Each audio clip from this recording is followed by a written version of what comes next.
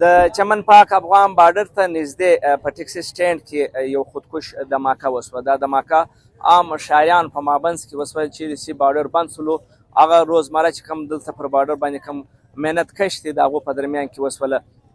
په دې دماکې په نتیجه کې څلور عام شهریان چې دي هغه شهیدان سول. یو خودکش حملاور دی جبکې یو چې کوم شهري دی چې د چمن د توزیع کاري د علاقې سره د هغه تعلق دی هغه په دې عزت کې راغلی دی، هغه زخمي دی. زه دا وخت د چمن د ډي ایچ کیو اسپتال و مخ ته ولاړ یم چیرې چې په دماکه کې شهید سوي او زخمي چې کوم کسان دي هغه راوړل سوي دي.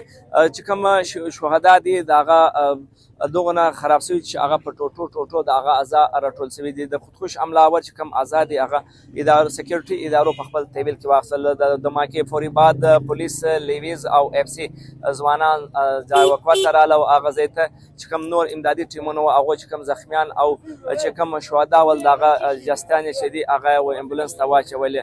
اوورال که موږ خبره وکړو د چمن پاک افغان بارډر ته نږدې په دا ټیکسي سټینډ کې یو هفته مخکې هم اور لګېدلی و چې هغه کې هم د خلکو ډېر مالونه سوځل سوي وله.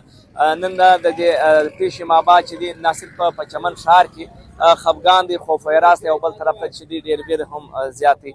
ځینې خلک زما سره موجود د هغوی پوښتنه وکړو اجي صاحب څه ویل غواړې د نن د دماکه دا سوې د عام شهریان موږ به یاره پریشان یو په ښار کې ښارګرد په وینو لړلی دی یار دا د اسپتال مخ ته ولاړ ګرد غریب عالم دلته ځي ورځي نو دغه غوټ ولاله غړیان دي خامخا شاید په دې کې به هم خوښ راغلي.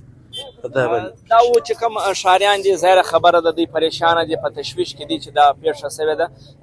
سکیورټي ادارې چې دي په خپل چې کوم تحقیقات دي هغه فیشت جوړ کړی دي. نور چې کوم تفصیلات هغه کوم تحقیقات دي ادارې چې دي هغه به نور تحقیقات کوي. انیشل یعنی ابتدایي چې کوم تحقیقات سوي دي د هغه مطابق چې کوم خودکش چې کوم دماکه وسول پاک افغان ټیکسي سټینډ باندې هغه خودکش وله. د خودکش حملاور اعضا چې دي هغه سکیورټي ادارو په خپل تحویل کې اخیستي.